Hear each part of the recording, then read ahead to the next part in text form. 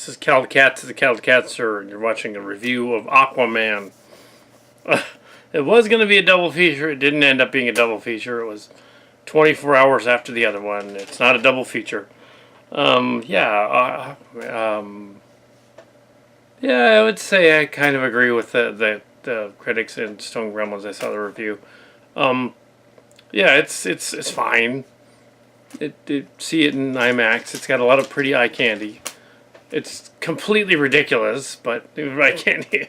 Then it gets a superhero movie, and then again, I did one with robots earlier. Peavy's for Secret Life of Pets 2, featuring the same gag with the poodle playing the rock music, but now there were two other dogs in the room, and they were playing rock music. It's like, okay, that's not very original. Let's see. Also, there was a preview for a couple of other movies that sounded a little better, but very forgettable. Yeah, so, well, maybe I'll remember them later.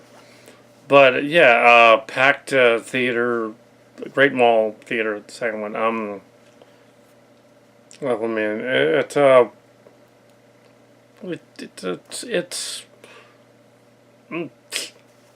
it's probably one of the better DC ones. It's sort of a pseudo origin story. Probably should have been played before Justice League, and so. And it's the one that Roadkill and Marlowe Morton Roadkill and Marlowe allegedly had something to do with. I think they were kidding, but if they were in the movie, they were in the part where the Kraken squid thing is discovered in the trench.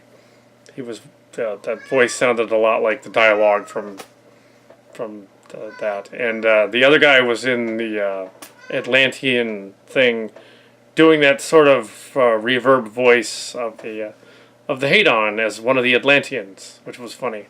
But other than that, sure. They try to make Aquaman a cool character, but like Green Arrow and like Green Lantern, he isn't really cool. He's sort of just not. Let's just say the gay community loves Aquaman. And Green Arrow and Martian Manhunter and characters like that, which are not manly, even though they're all buffed up and stuff.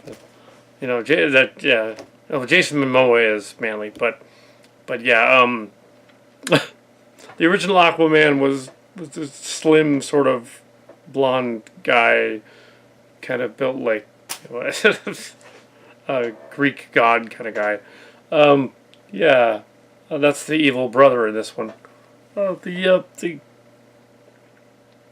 so many coincidences in this movie. I don't know where to start.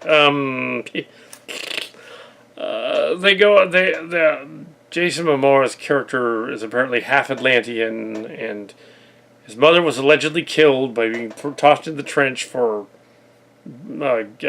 mating with a human, and the blonde guy is the younger brother.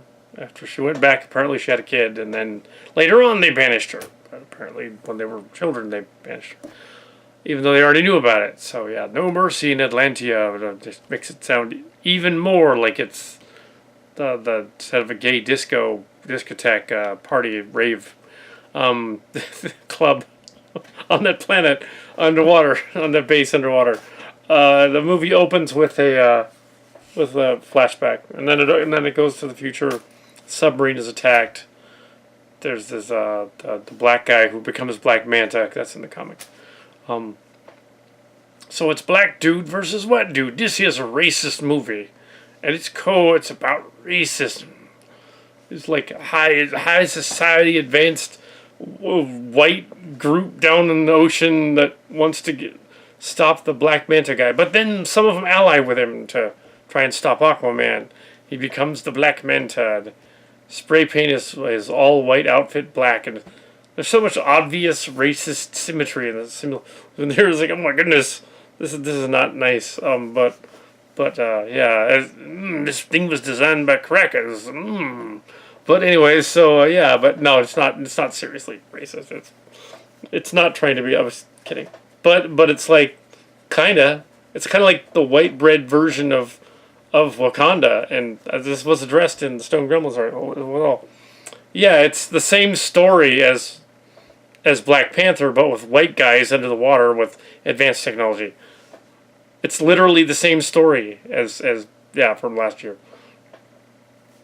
It's the same freaking story. Mother's already dead. They think the mother's dead. They're just ripping off Marvel blatantly, but they do it differently enough that they get away with it. Sort of like when Suicide Squad had jokes.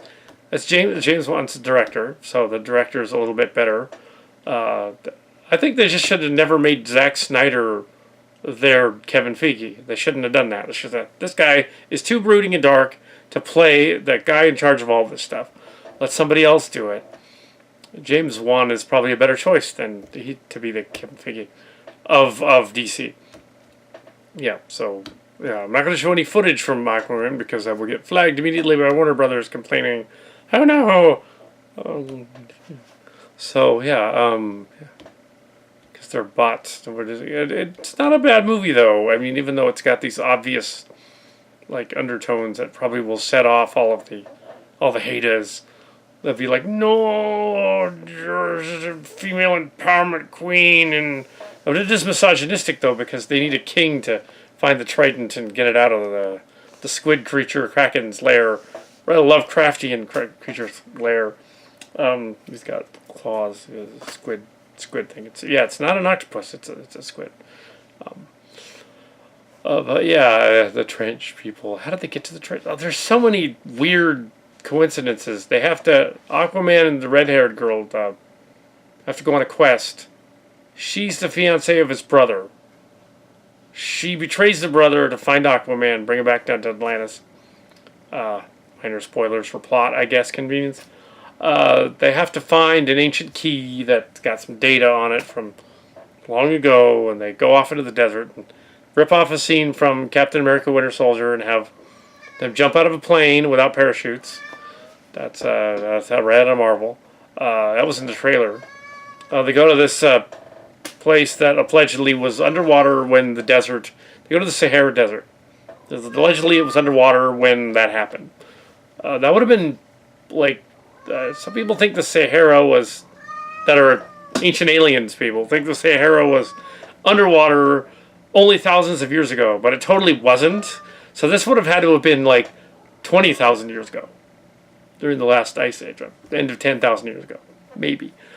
So no, Atlantis isn't that old. Atlantis is a myth from only 2,000 to 3,000 years ago, and Plato was writing about it 1,000 years later. See Jason Colavito's website for details. Anyway, Jason and the Argonauts in the ages over the ages. Yeah. Plug for this channel. Go see that. It's pretty accurate. But we don't have any deal with them. I just watched their channel. So yeah. So okay, they have to go on this quest. They have to open this thing. He happens to have enough tears or sweat on him to open the thing. He did say he wanted to pee on it, which would have been funny, but he didn't. There's some odd jokes thrown in here that don't seem to do much of anything. Like that one. So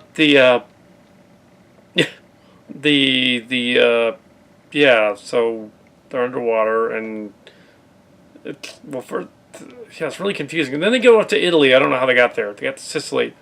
They go to Italy and they have this big fight there. That's like out of a James Bond movie, crossed with a number of other movies. Running on rooftops is right out of James Bond. The newer James Bond movies, and a little bit of that wire fu stuff from Crouching Tiger, long time earlier than that. So there's a lot of, but it was live action they wanted to do. The creatures look really cool. Looks like Avatar crossed with Wakanda. The Avatar and the Airbender Avatar and the Cameron one. Yeah. The other movie was Battle Angel Alita that was advertised. And I just remembered the other movie just now. And, sure. I also remembered the other one was Glass. The sequel to Split and Unbreakable. But with the narration over the trailer for Glass, it makes it look stupid. So be warned, it might be crap. It's like, okay, are they superheroes or not? Same thing here in this universe. It's stupid if they're superheroes, really. Actually, how is he superhero if he breaks? It doesn't make sense. So anyway, we have you have to have healing factor. Anyway, so apparently Aquaman also has healing factor. So like, and it's inconsistent, and inconsistent tattoo markings that keep changing. Maybe he's got the power to move his tattoos around. Kind of like reminded me of Moana, actually, which had someone else that had the Rock. So yeah, they go on this quest. They find this like ancient Roman thing where there's like these columns and there's different kings and fishermen on this island. You know where the hell they are. They're not in Minoa. They're somewhere else. They're in Sicily. So they look out and they're like, oh, I've just figured this out, that if I put this over here, this device we have that's like a bottle, acts like a spyglass. There's a bottle. It looks like a modern bottle. Yes, so what was I saying about Aquaman? I think it was yeah, they go to this place where there's these there's these statues. There's like some crumbled ones and some regular ones, and the Aquaman and the girl, like for the one that's the statue of the king or whatever. How did they know that stuff would have still been around after thousands of years? It probably wouldn't have been. So yeah, that unless that stuff was like indestructible and they knew where it was, someone else would know where it was. Ew, and why were the bad guys so adamantly after them? Other than because he told them to. It's like, why does Black Manta even do what he's doing? He doesn't really need to. Just because, he didn't save his father from the pirate ship, and his father was a pirate, and it was a little too convenient. They were trying to do their piracy thing. Were they Somali pirates? What kind of pirates were they? How did somebody that size of Jason Momoa and that other dude fit in the submarine? That I also want to know. Submarines are small. I've been in some of those submarine things, like in dry docks and stuff, and they're tiny in there. You can barely move around. It's like Hollywood submarines, like Hollywood air ventilation shafts are always really big.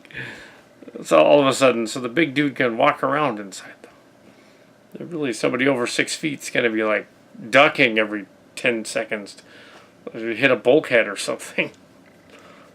But yeah, then the bad guys at one point drop the submarine on Atlantis, and the Atlanteans don't have enough tech to figure out that even though they got so super advanced tech and can talk to fish or not, I guess Aquaman can talk to fish. They can't do that. Yeah, it's ridiculous. Yeah, so I can forgive the Aquaman movie for being cartoonish and having seahorses and cracking squid things and all that other stuff, but the leaps of logic in terms of where the story's going kind of is a mess. It's kind of a mess. So yeah, so an awful lot of coincidences pile up in the course of the movie just to lead from point A to point B. So usually when you have the structure of a story, I think Red Letter Media explained this, is when you have characters going through a horror fantasy story, you don't want things to happen to them just randomly. You want things to actually go to a conclusion of some kind. Whether it's hero defeats villain in the final act, or doesn't, or killer kills the hero, or whatever, or whatever happens. So, but if your movie is leading up to that point through massive coincidences that would never happen, then you have some flaws in your movie. It's case in point, the Bumblebee movie, Transformer movie, actually has a 3-act play that actually linearly makes sense. Girl in her car. It has the backstory, the build-up, the conclusion, and it tells a coherent story, whereas Aquaman doesn't tell a story coherently in some places. It just guesses. And these guesses are ridiculous.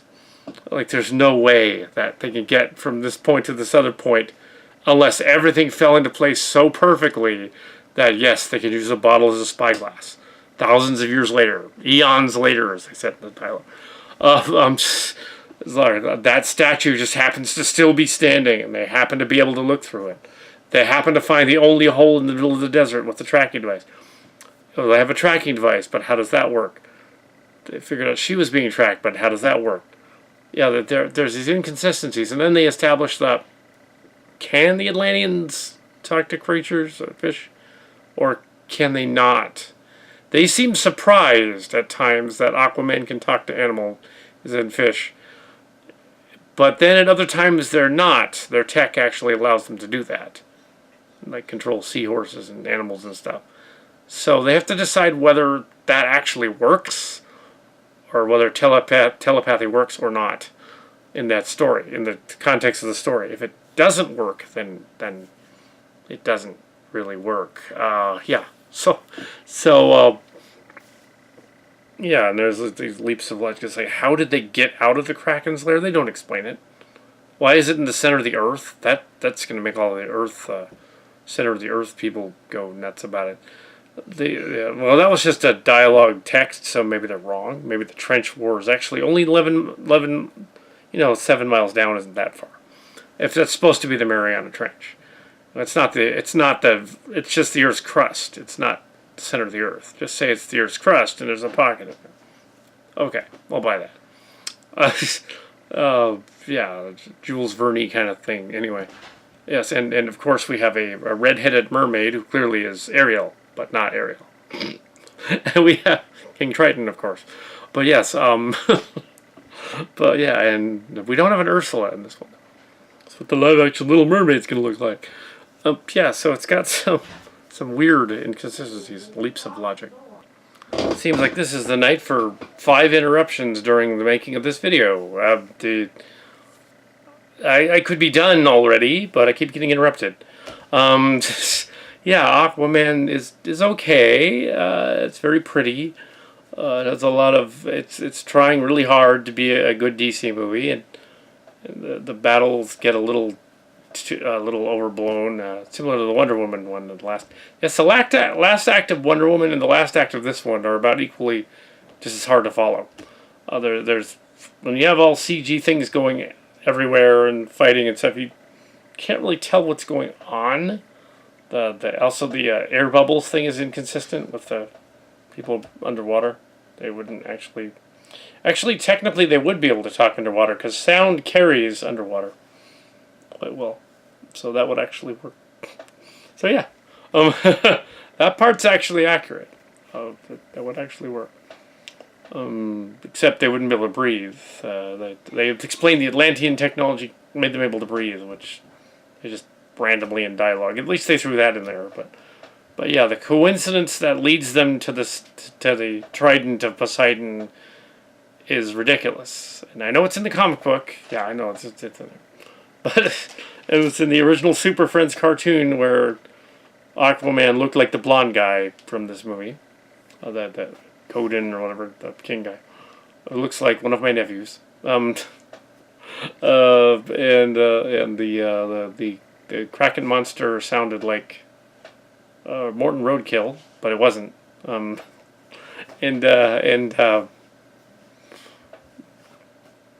Yeah. Also the other guy had a cameo in the Atlantis scene. So yeah.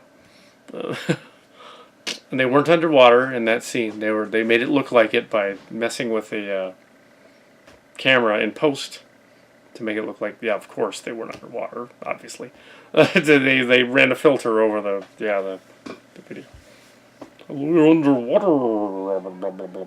Anyway, so there's my review of Aquaman. Well, it's a little bit spoilery, I guess.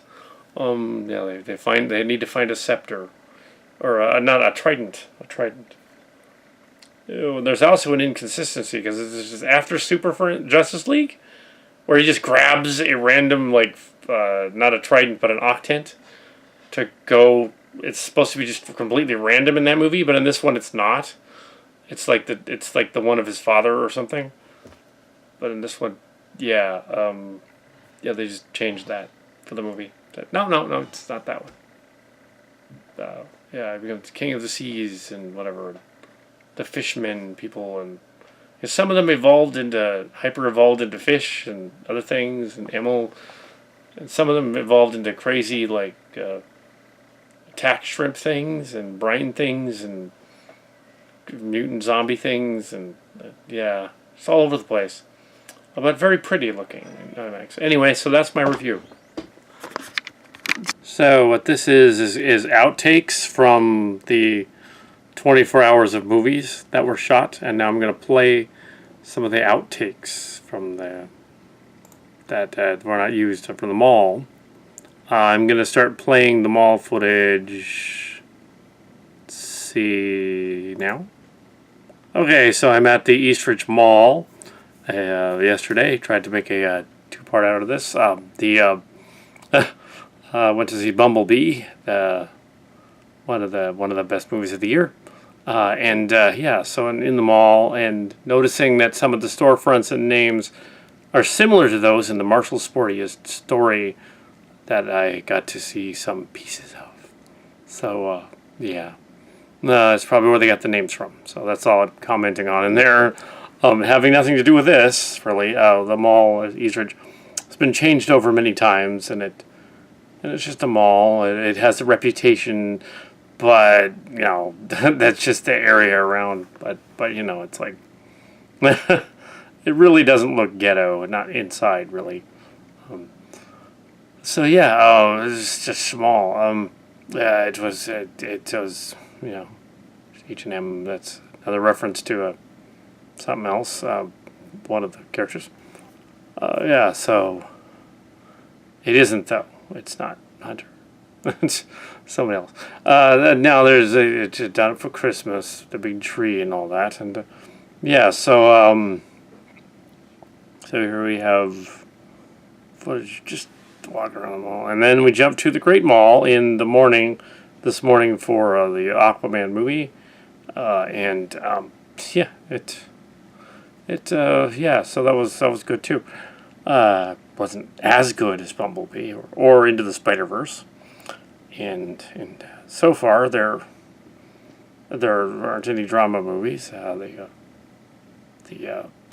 So okay, it's over. Yeah. So this is just outtakes, a little on the scenes, a minute or so, and yeah. So Aquaman, go see both in theaters. Yeah.